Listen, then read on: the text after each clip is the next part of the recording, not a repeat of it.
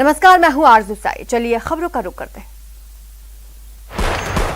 काबुल में फंसे भारतीय का रेस्क्यू अभियान जारी है। भारतीय वायुसेना का एक विमान 120 भारतीयों को लेकर काबुल से जामनगर पहुंचा। यात्रियों में काबुल में भारतीय दूतावास के कर्मचारी भी शामिल। अफगानिस्तान में मौजूदा हालात को देखते हुए भारत सरकार ने काबुल से राजदूत और स्टाफ को वापस बुलाने का फैसला लिया। भारतीय अधिकारियों और दूसरे लोगों को भी एयरलिफ्ट किया जा रहा है। अफगानिस्तान में तालिबानी कब्जे के बाद से स्थिति भयावह बनी हुई है। विदेश मंत्रालय के प्रवक्ता अरिंदम बागची ने ट्वीट कर जानकारी दी कि भारतीय नागरिकों के अफगानिस्तान से भारत लौटने और अन्य मामलों के लिए एक विशेष अफगानिस्तान सेल का गठन किया गया। भारत सरकार ने अफगानिस्तान में फंसे भारतीयों और इससे जुड़े मुद्दों के लिए एक सेल की स्थापना कर हेल्पलाइन नंबर और जीमेल आईडी जारी की।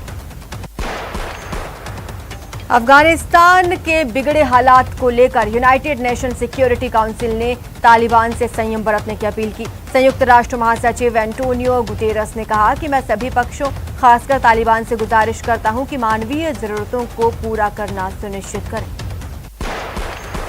अफगानिस्तान संकट पर अमेरिकी राष्ट्रपति जो बाइडेन ने मंगलवार को अमेरिका को संबोधित किया। तालिबान के कब्जे और अफगानिस्तान में बिगड़े हालात को लेकर बाइडेन ने अशरफ गनी पर ठीकरा फोड़ा।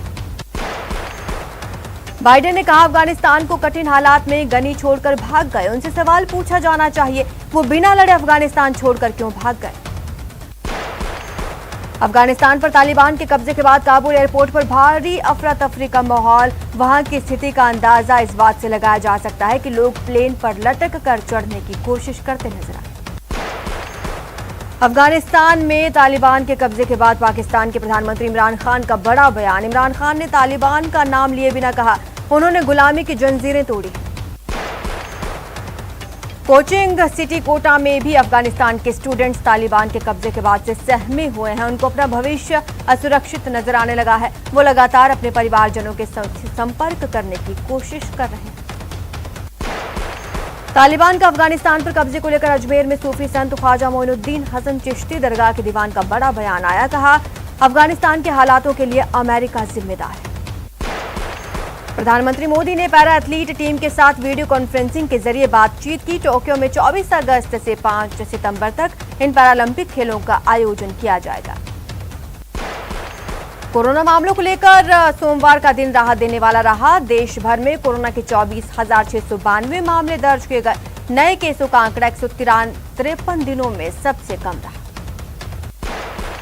पिछले 24 घंटे में 36,862 लोगों ने इस बीमारी को मात दी है। इस तरह एक्टिव केसों में 24 घंटे के दौरान 12,000 से ज्यादा की गिरावट दर्ज की गई।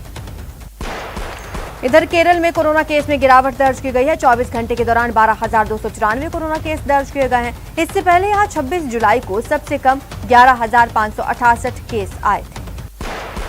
वहीं महाराष्ट्र में कोरोना के मामलों में लगातार बढ़ोतरी देखने को मिल रही है। डेल्टा वेरिएंट का खौफ बढ़ता जा रहा है। राज्य में 24 घंटे में डेल्टा वेरिएंट के 10 मरीज सामने आए।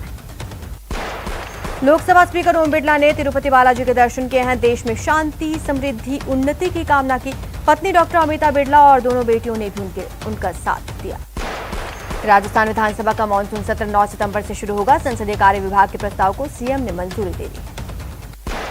गहलोत सरकार ने शहरी क्षेत्र के रेहड़ी पटरी वालों और सेवा क्षेत्र के युवाओं बेरोजगारों को स्वरोजगार के लिए इंदिरा गांधी शहरी क्रेडिट कार्ड योजना 2021 के प्रारूप का अनुमोदन कर दिया है। इस योजना में लाभार्थी को बिना किसी गारंटी के 50,000 रुपए तक का ब्याज मुक्त लोन उपलब्ध कराया जाएगा।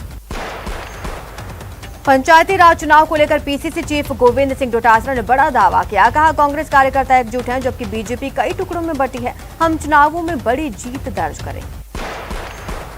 वहीं सतीश पूनिया ने भी बढ़ते अपराध पर सरकार को घेरा। कहा, राज्य में अपराधियों में पुलिस का भय खत्म हो चुका है। Ajmer Beawar national highway bypass पर 2 ट्रकों में भीषण टक्कर हो गई। दोनों ट्रकों में आग लग गई। 4 लोग जिंदा जल गए। हादसे के बाद पूरे इलाके में हड़कंप मच गया। मौके पर लोगों की भारी भीड़ जमा हो गई। आग की खबर पाकर पहुंचे फायर ब्रिगेड ने 2 घंटे की कड़ी मशक्कत के बाद आग पर काबू पाया।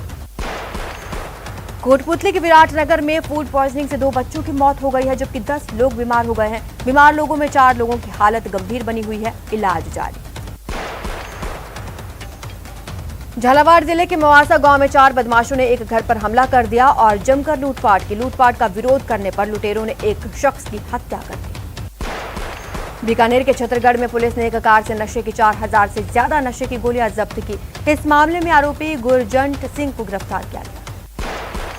भरतपुर के छौकरवाड़ा कला में एक युवक ने फांसी का फंदा लगाकर आत्महत्या कर ली। कारणों का अभी तक पता नहीं चल पाया है। कोटा में रिश्ते को शर्मसार कर देने वाली एक और वारदात सामने आई। कलयुगी पिता पर अपनी 11 साल की बच्ची के साथ दुष्कर्म का आरोप। अजमेर में सड़क पर सरेआम मारपीट का वीडियो तेजी से सोशल मीडिया पर वायरल हो रहा है। इस वीडियो में कई लोग आपस में लड़ाई करते हुए और सड़क पर उत्पात मचाते हुए नजर आ रहे हैं। बीएसएफ आईजी पंकज घोवर ने जैसलमेर में बॉर्डर पर चलाए जा रहे बीएसएफ के ऑपरेशन अलर्ट का जायजा लिया। जेडीए की टीम ने बड़ी कार्रवाई की। 5 मंजिला अवैध बिल्डिंग को सील कर दिया। ये इमारत सीबीआई फाटक जगतपुरा के नीलेश्वर कॉलोनी में बनी है। अपने आंदोलन के 5वें चरण में रोडवेज कर्मचारी प्रदेश भर में प्रदर्शन कर रहे हैं। रोडवेज कर्मचारी 7वां वेतन आयोग लागू करने और रोडवेज में नई भर्ती की मांग में।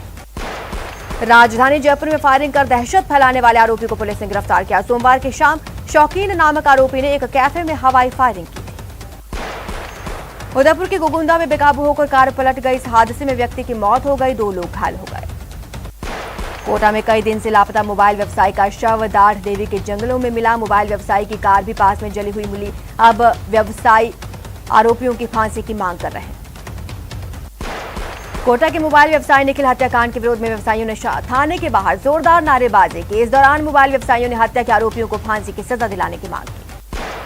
प्रतापगढ़ जिले में बकरियां चराने गई 12 साल की लड़की की तालाब में डूबने से मौत हो गई। लड़की की मौत से पूरे इलाके में हड़कंप। भरतपुर में गैस कटर से दुकान का डबल शटर काटकर 10 लाख की चोरी के मास्टरमाइंड को पुलिस ने गिरफ्तार कर लिया। श्रीगंगानगर पुलिस ने सोशल मीडिया के जरिए अफवाह और दहशत फैलाने के मामले में एक युवक को गिरफ्तार किया। बता दें 14 अगस्त को आधी रात को बजाज नगर निवासी दक्ष बजाज ने बैंक कैश वैन लूट की झूठी अफवाह सोशल मीडिया पर फैलाई।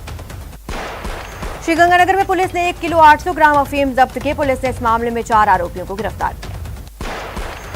जालौर के जिले के राजस्थान गुजरात बॉर्डर पर जोधपुर एसओजी ने बड़ी कार्रवाई और इनोवा लग्जरी कार में 41 कार्टून अवैध शराब जब्त की।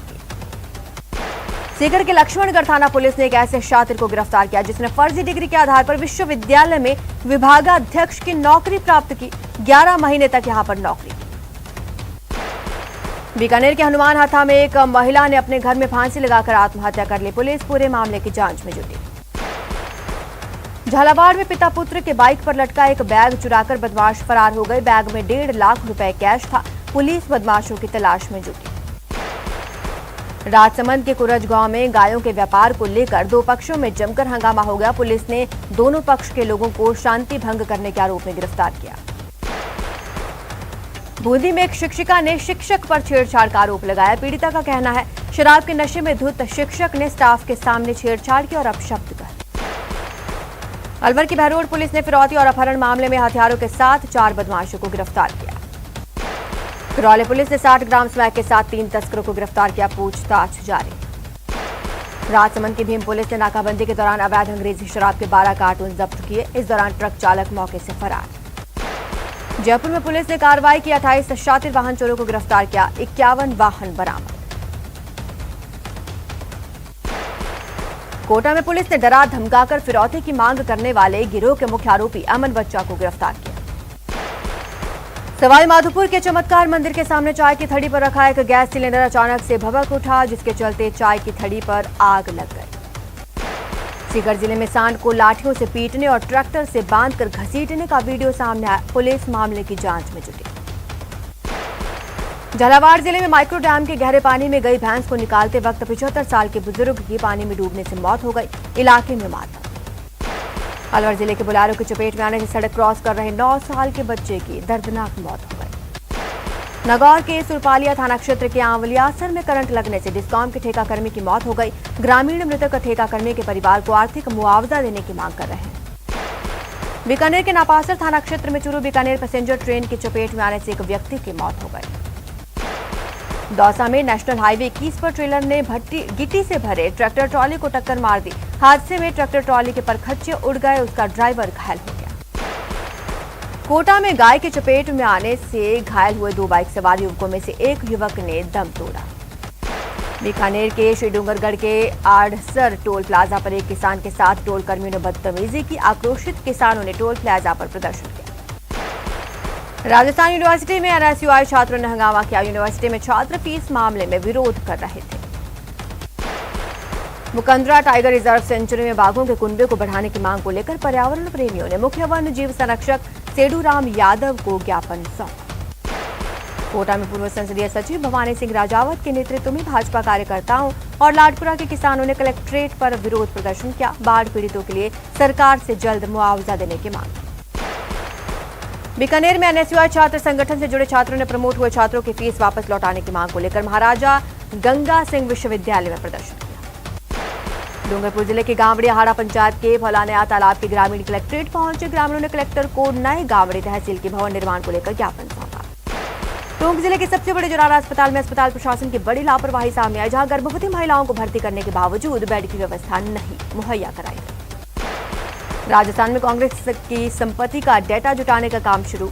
एआईसीसी की ओर से नियुक्त कोऑर्डिनेटर लाला भाई जानकारी जुटाने जयपुर पहुंचे। प्रदेश में जिला परिषद और पंचायत समिति चुनाव हैं। इस बीच जोधपुर में टिकट को लेकर घमासान देखने को मिला।